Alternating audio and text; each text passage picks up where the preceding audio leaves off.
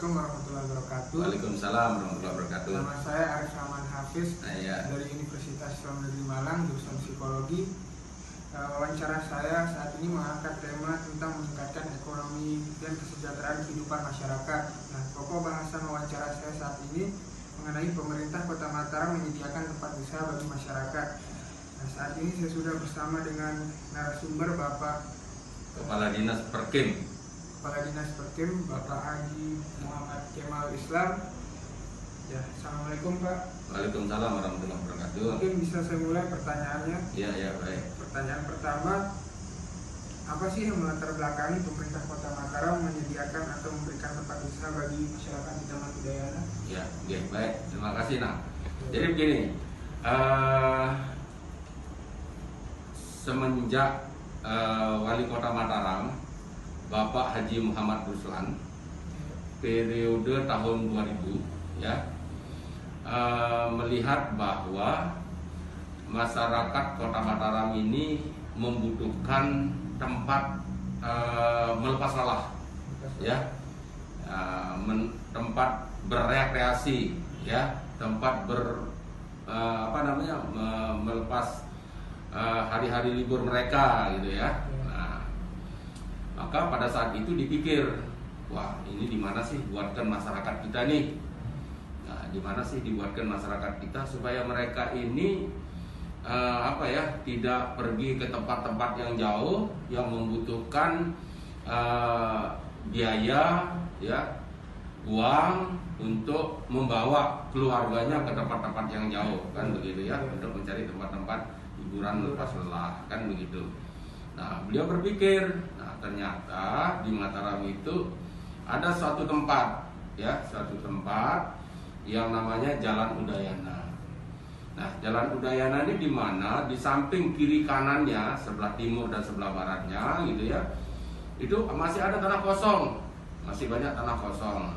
Nah, oleh karena itu berinisiatiflah Pak Wali Kota itu, Pak Haji Muhammad Ruslan saat itu, ya, kemudian untuk membebaskan lahan ini, ya, dengan fungsi, ya, untuk pembebasan itu jadikanlah ruang terbuka hijau, atau lebih tepat pada saat itu beliau memberi nama hutan kota, ya, gitu ya.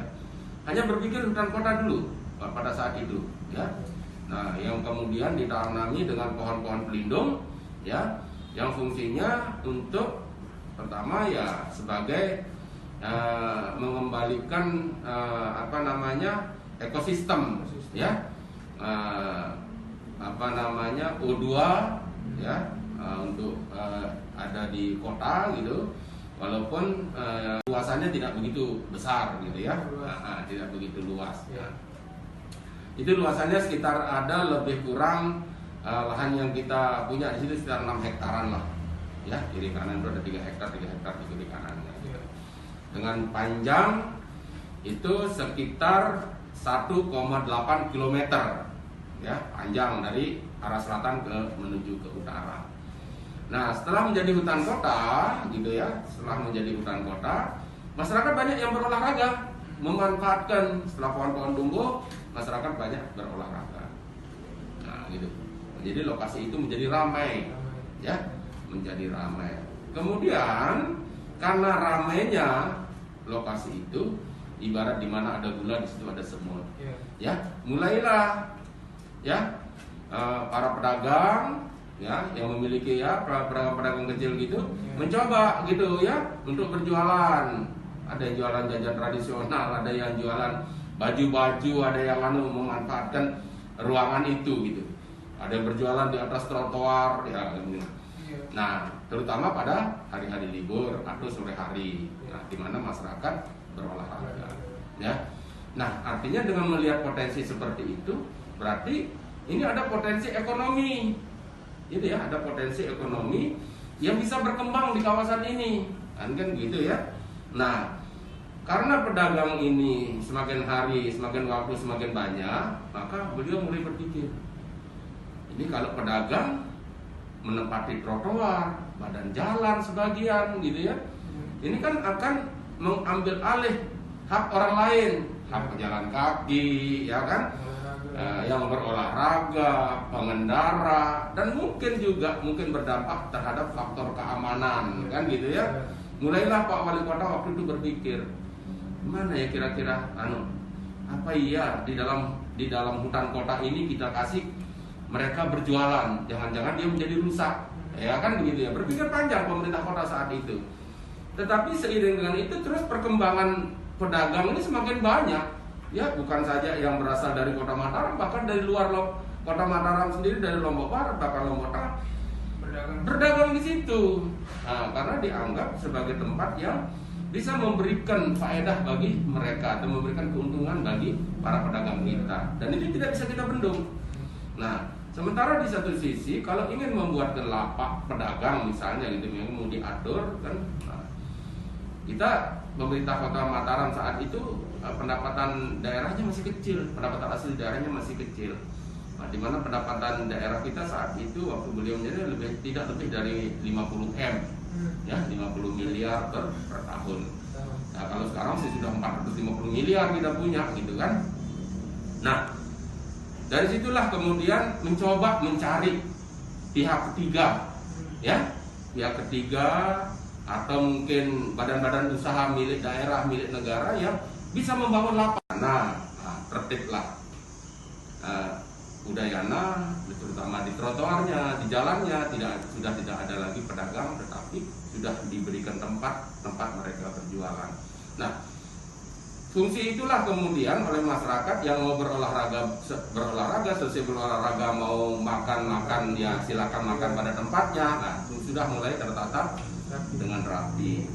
Maka di tahun 2009 sebelum beliau berakhir menjadi wali kota, beliau kemudian punya ide untuk coba menjadikan kawasan Udayana itu sebagai satu kawasan untuk uji coba kegiatan Car Free Day, ya kan gitu ya.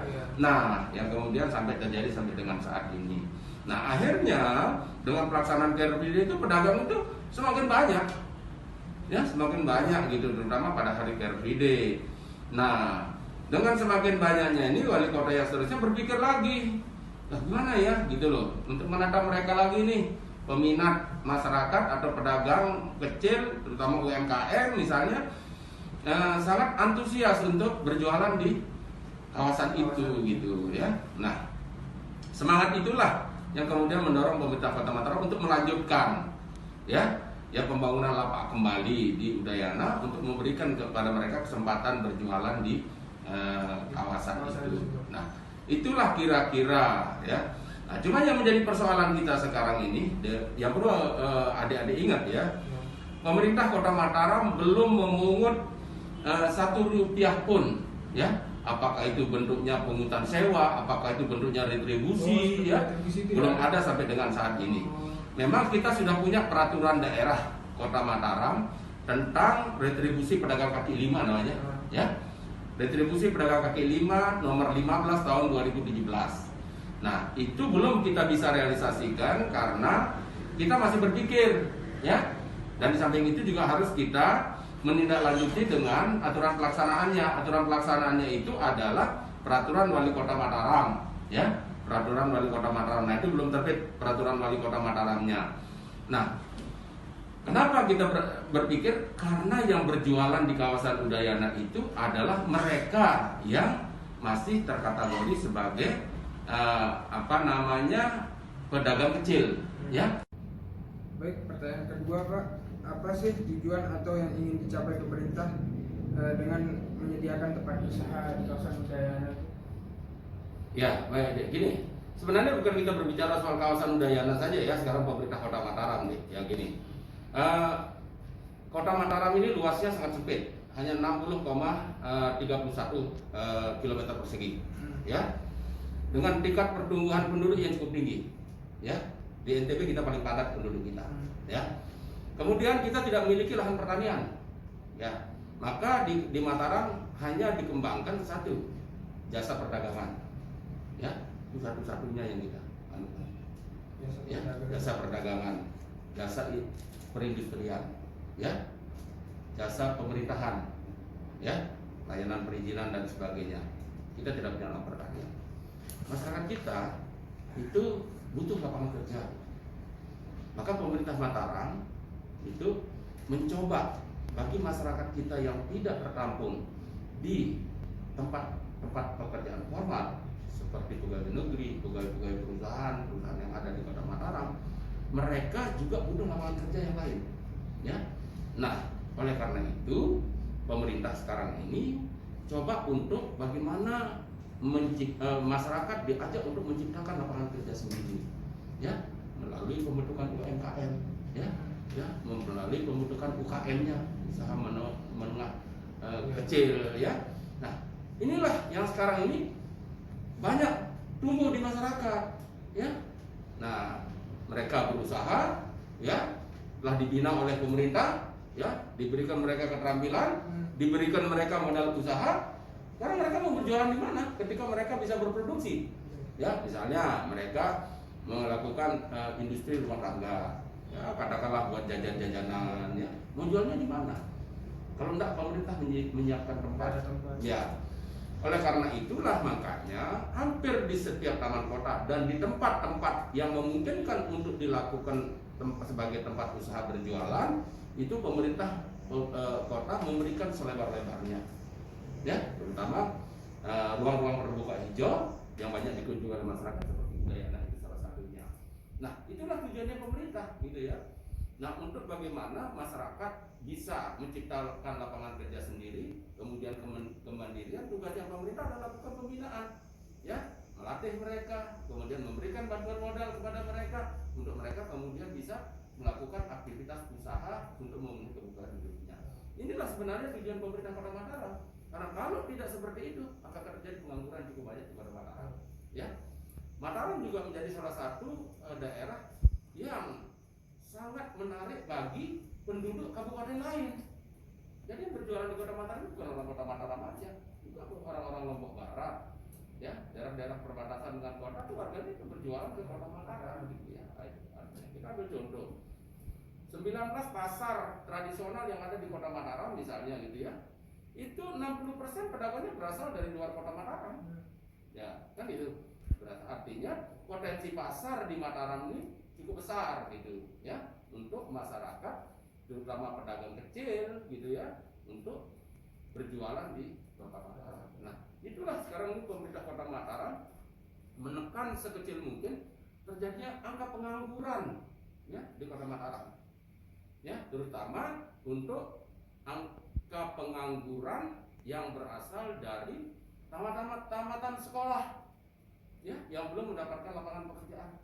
Apakah itu dia sarjana, apakah dia itu mungkin tamatan SMK, ya, SMA dan sebagainya, yang diupayakan untuk mereka bisa mandiri, ya, jangan berharap menjadi pegawai negeri, gitu loh. Mereka harus berusaha untuk membuka peluang usaha sendiri, ya, gitu. Nah, itulah tugasnya pemerintah, yang pada akhirnya nanti kemudian pemerintah setelah UMKM ini tumbuh, gitu ya.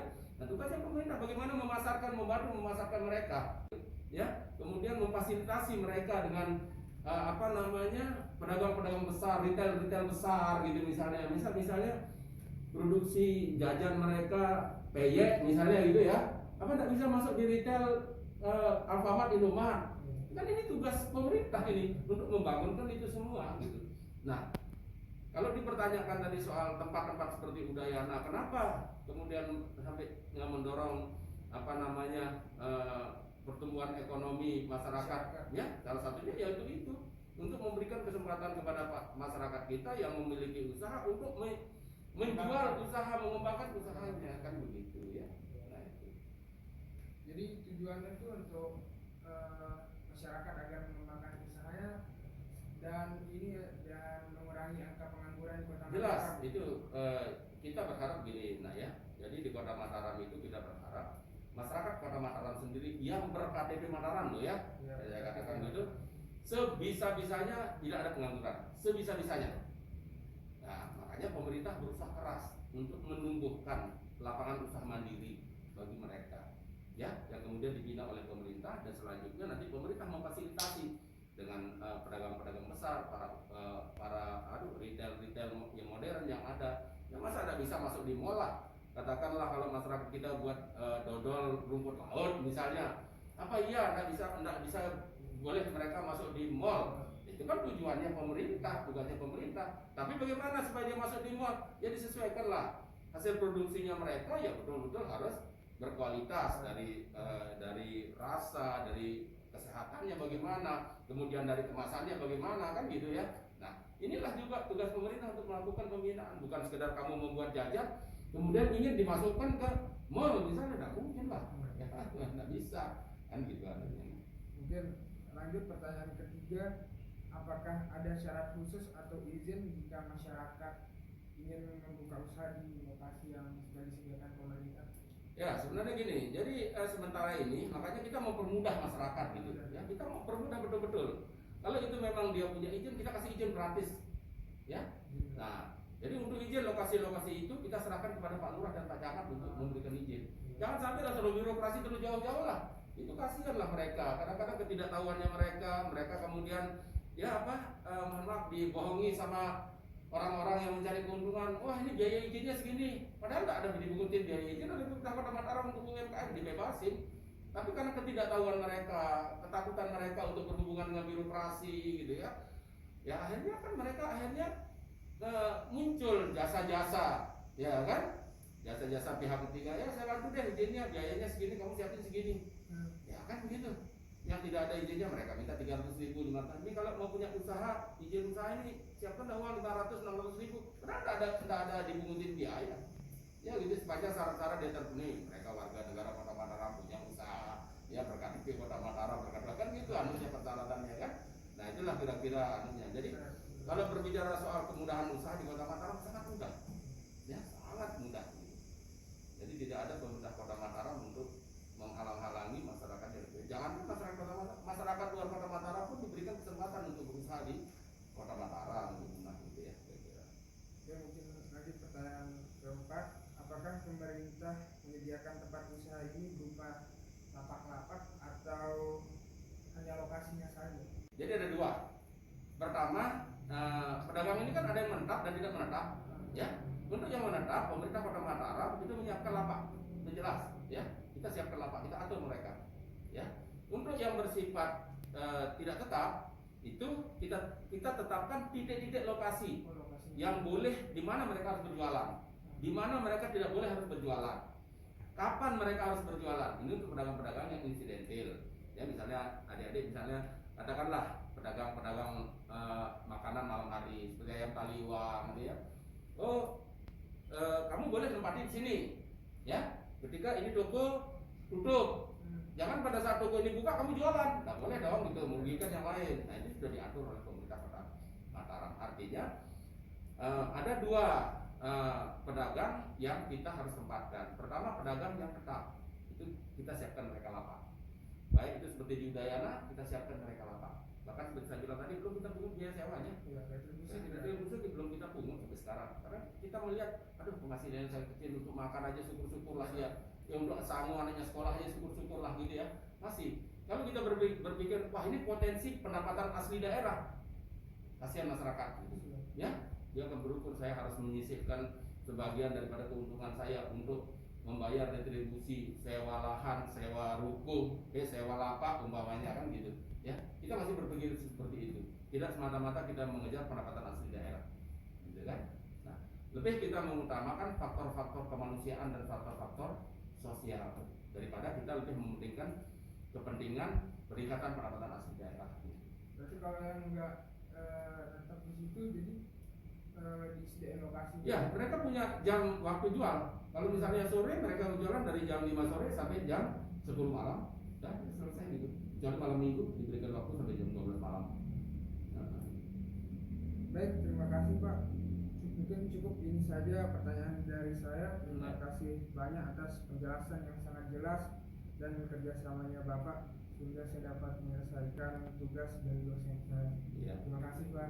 Ya baik, sama-sama deh ya. Mudah-mudahan penjelasan saya bisa memberikan manfaat ya terhadap tugas adik sebagai seorang mahasiswa yang kemudian ini mungkin menjadi pemikiran nanti adik yang tadinya tidak berpikir bagaimana Kota Mataram, hanya menjadi tahu. Mungkin besok ada inovasi-inovasi yang bisa ya setelah selesai kuliah bisa dicoba diberikan kepada Kota Mataram, inovasi-inovasi atau ide-ide yang bisa lebih lagi terkait dengan ya apa namanya ruang terbuka hijau maupun bagaimana memberdayakan ekonomi masyarakat yang lemah. Ya, saya juga terima kasih kunjungan adik ya ke kantor saya untuk kita bisa bersilaturahmi, bertukar pikiran, ya, sehingga pemerintah Kota Mataram akan mendapat manfaat dari kelanjutan adik besok akhir daripada